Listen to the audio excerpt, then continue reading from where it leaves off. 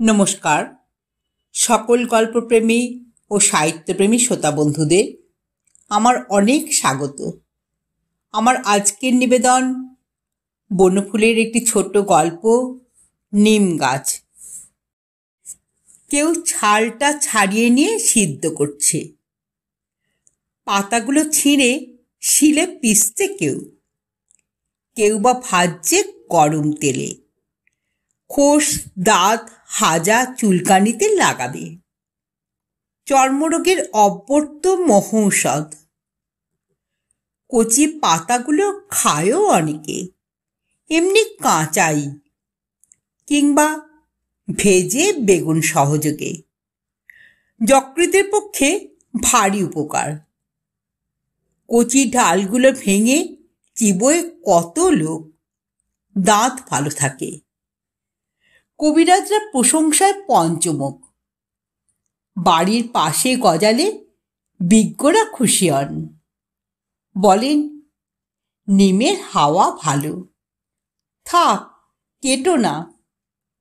কাটে না, কিন্তু যত্নও করে না। আবর্জনা জমে এসে চারিদিকে, শান দিয়ে বাঁধিয়েও দেয় কেউ, সে আর এক আবর্জনা।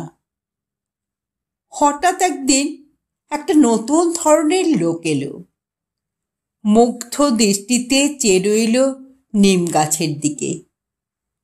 ছাল তুললে না, পাতা ছিঁড়লে না, ডাল ভাঙলে না, মুগ্ধ দৃষ্টিতে চেয়ে রইল শুধু।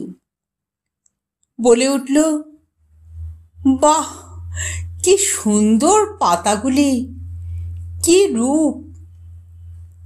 থোকা থোকা ফুলেরই বা কি বাহার! এক ঝাঁক নক্ষত্র নেমে এসেছে যেন নীল আকাশ থেকে সবুজ সায়রে। বাহ! খানিকক্ষণ চেয়ে থেকে চলে গেল। কবিরাজ নয়, কবি। নিম গাছটার ইচ্ছে করতে লাগলো লোকটার সঙ্গে চলে যায়, কিন্তু পারলে না।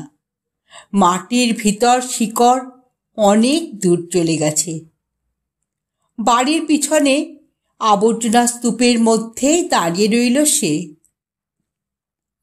ওদের বাড়ির গৃহকর্ম নিপুণা লক্ষ্মী বউটার ঠিক এই দশা। নিমগাছ গল্পটি এখানেই সমাপ্ত হলো। যদি শ্রোতা বন্ধুদের আমার গল্প পাঠ ভালো লেগে থাকে, তাহলে অবশ্যই আমার চ্যানেলটিকে সাবস্ক্রাইব করে পাশে থাকা বেল আইকনকে প্রেস করে অল করে দেবেন।